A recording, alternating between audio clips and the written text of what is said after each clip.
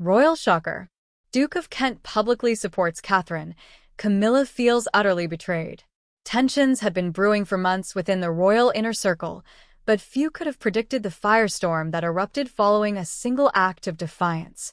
The Duke of Kent, Prince Edward, cousin to the late Queen Elizabeth II, made a bold, unmistakable gesture of support for Catherine, Princess of Wales, publicly praising her grace, leadership, and modern vision for the monarchy during a widely broadcast charity gala.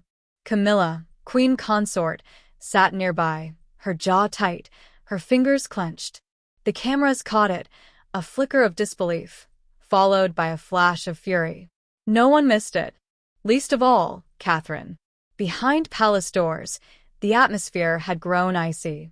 Camilla, still adapting to her official role alongside King Charles III, had been navigating the fragile transition from consort to queen with determination. But her efforts to cement her authority often clashed with Catherine's growing popularity and natural ease in the public eye. Catherine had become the darling of both the press and the people. Her poised appearances, especially during King Charles's health-related absence, had elevated her profile to unofficial queen-in-waiting status, far beyond what many expected. To Camilla, that wasn't just threatening, it was humiliating. The Duke of Kent had always been a respected but relatively quiet royal. His sudden choice to speak so glowingly of Catherine wasn't random, it was calculated. Privately, he had grown disillusioned with the increasingly rigid protocols favored by Camilla and her inner circle. He believed Catherine represented the monarchy's future, dignified, accessible, and genuinely empathetic. His remarks included lines like, "Her Royal Highness carries the weight of the crown with the heart of a mother, the mind of a stateswoman, and the soul of a leader." It was both praise and a political message. And everyone, especially Camilla, got it. That night, a confrontation exploded inside Clarence's house. Camilla stormed into a private salon where the Duke of Kent was seated beside his daughter, Lady Helen. The Queen Consort's voice was sharp, her fury barely contained. "How dare you? You've undermined my position in public." The Duke stood his ground. "I spoke the truth. You can call it betrayal, Camilla, but the people see what they see. Catherine has stepped up in a way this monarchy sorely needs." The room fell silent. The Queen Consort left in tears, but not before hurling a final line. "You've chosen her over your own sovereign family. There will be consequences." King Charles was torn. While he supported Camilla publicly, he couldn't ignore the mounting public adoration for Catherine, nor the quiet murmurings within the House of Lords and royal household staff who viewed Catherine as a unifying figure. Privately, Charles met with the Duke of Kent, hoping to mend the rift. "You must understand," Charles said, "Camilla's position is still delicate. Her past still shadows her." The Duke replied, "And yet Catherine, with her own burdens, has never let hers dim the crown. The people need someone they believe in. I'm not trying to damage Camilla, I'm trying to preserve the future." Charles said nothing, but his silence spoke volumes. For Catherine, the praise brought not only validation, but danger. She had never sought to eclipse Camilla. In fact, she had often deferred to the Queen Consort out of protocol and grace. But the Duke's endorsement had placed her in the spotlight like never before, and now, eyes turned to her not as a supporting royal, but as the natural leader-in-waiting. With Charles's health still in question, some began to ask, should Catherine be given more official authority?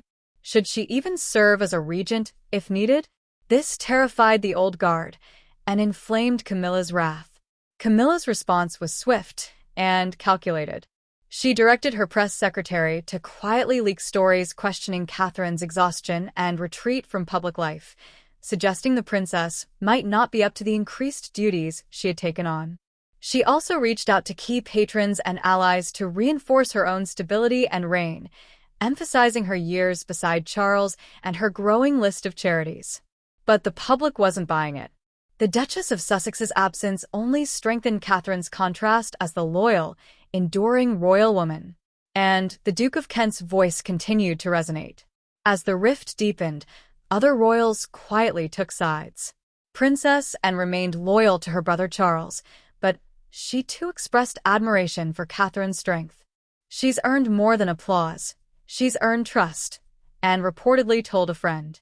Prince William was furious, but calm. He knew the danger of letting emotions steer public perception. Instead of attacking Camilla, he doubled down on supporting his wife, arranging a series of high-profile visits and international appearances that showcased her as the steady face of the crown. Every headline was a dagger to Camilla. Within weeks, Catherine was invited to speak before Parliament on the issue of early childhood education, a historic first. The Queen Consort was not even informed in advance. A royal insider leaked Camilla's alleged reaction.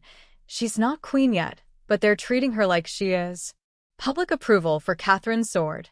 Polls showed over 80% of Britons viewed her as the future of the monarchy, while only 42% approved of Camilla. The strain showed. Camilla cancelled appearances. Charles fell into a quiet, distant state.